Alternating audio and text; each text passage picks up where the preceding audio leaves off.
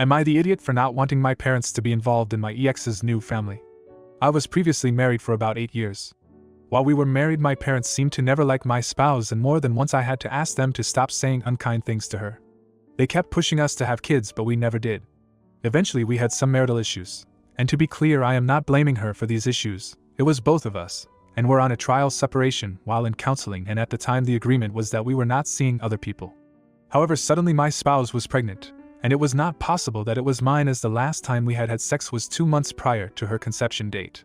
That was the end of the marriage, and I filed for divorce 2 days after I found out. My parents, knowing fully that this was not my child and that the conception was my spouse cheating on me, however, then chose to support my ex through her pregnancy. They chose to play grandparent to my ex's kid. When I told them it was an issue for me that they were so involved in her life, their solution was to lie, poorly, and now just not talk about it. I found out secondhand that not only did they go to her wedding, to the guy she cheated with, but that my father gave her away at that wedding. They now also play grandparent to her 2 additional kids with the new hubby. They go on vacations with her and her family. This has been going on for 10 years, and I feel like I lost my parents in my divorce. I can't talk to my parents because they will just lie to me like they do about seeing my ex.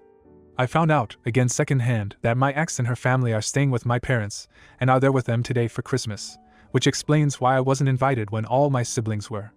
My parents have said that they feel like I am being ridiculous and that it's their Christian duty to look out for my child, which they say is mine because we were married when she got pregnant, even if I feel like abandoning the kid is okay. They blame me for the family never being able to be together, since I won't attend family events that she's going to, which more and more is all of them. Everyone in my family has pretty much treated me as persona non grata for abandoning the family. Am I the idiot here? Am I the one destroying the family? Should I just play uncle to my ex's kids that I want nothing to do with? Now for a few comments before the update. Not the idiot. This is disgusting. Remind them that she broke the marriage covenant, but also a commandment. Time to write the whole lot of them off. If having grandchildren is more important than their actual child, don't give them the choice. Then the original poster responded with, "It's good to hear that I'm not as irrational as they make me feel about the whole thing." Their response, during the divorce, her breaking the marriage covenant, is that I needed to really think about forgiveness and maybe learn to turn the other cheek. Comment 2. I need some more information. Do your parents know where babies come from? Like how they are made? Last I knew, they did not pop out of wedding bands. Then the original poster responded with, "Given I have 4 siblings, I would assume they figured it out at some point." Then the original commenter replied with, "Not the idiot. Your parents are bizarre. They don't like this woman and push her away until she becomes an incubator of life, and suddenly she is a daughter they've never known they wanted. Like, she became worthy once she started having children. That in itself is gross. They're latching onto her at the cost of their own child is super weird." Now for the update. 1. As suggested, I started going low contact. Essentially, I just stopped trying to maintain the contact with them and let them do all the work there. Which they haven't, so low contact has been in essence no contact. Which has both sucked and been healthier for me. I don't even know what they are doing for Christmas this year, which is actually easier than knowing they are doing something and choosing to exclude me. 2. I did print out some of the posts from last year and showed them to my therapist as suggested. He berated me for listening to people on the internet and cutting off a vital part of my support system. After 2 months of weekly appointments listening to him talk about ways to fix the relationship and apologize to my family and make amends with them, I just stopped making appointments with him. That was in March. 3. After stopping contact with my family and therapist, I found I had a really hard time, super anxious and second-guessing every interaction, even being around my friends, so I've kinda stopped seeing them either. I had a good work-from-home job, so I just started working all the time. It was good for my career and I got a major promotion in Q3. It was a large enough promo that I don't stress about money anymore, which was constantly stressed before. So spending my energy somewhere other than on my family has been life-changing. Comment 1. Okay. I am gonna be honest with you. Super proud for choosing to put yourself first.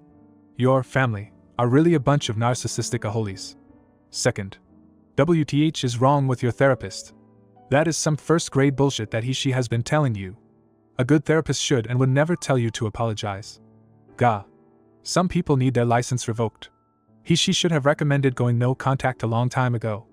I can only applaud you for not going to them anymore. But please find a new and good therapist or a support group to help you. Try talking to your friends, but only if they support you going no contact with family and therapist. That should be a good indicator if they are good friends. Good friends will support you no matter what. Please take care of yourself. You are worth it. And to hell with your parents and family for putting you through this. Even your ex. She should be ashamed of herself. Again, please take care of yourself. Hope the new year will bring you joy, strength, and happiness. Then the original poster responded with, I'm just not sure how to talk to a therapist, and probably how to talk to my friends, because it's just hard for me to know what to say. I feel like talking about any of this is just a quick way to end the relationship. Like they have normal families and just can't understand what I'm saying, and it just makes me look like an idiot. So I just don't know what to say and am always anxious about saying anything. I do feel like not talking to my family has changed my life a lot for the better, even if it is lonelier. Comment 2. You're the idiot. Wow, what a pathetic update. You're so proud of isolating yourself from your family and friends, and you think it's a good thing? You've clearly lost touch with reality. Your therapist was right to call you out for seeking advice from strangers on the internet instead of trying to salvage your relationships. Cutting off your support system was a foolish move, and your promotion at work won't bring you true happiness. You're just running away from your problems and burying yourself in work. It's clear you're bitter and resentful, but blaming everyone else for your own issues won't solve anything. Maybe if you stopped being so self-centered and actually tried to repair your relationships, you wouldn't feel so lonely. It's time to grow up and take responsibility for your own actions. Now, for the next story. Am I the idiot for not participating in my sister's funerals? I'm male 16, I live with my dad male 48, and his wife Annabelle female 30, and my half-sister Stacy female 6. At the end of November my cousin also male 16, died in an accident. I was there. He was my best friend. My aunt and uncle are devastated, although they have said a bunch of times it wasn't my fault. He was my cousin on my late mom's side, and Stacy only met him a couple of times in passing. My sister has been kind of fascinated by what happened to Dally. She had never been to a funeral before. It started pretty much straight afterwards with her having funerals for her toys. Then a few weeks ago she started having funerals for herself.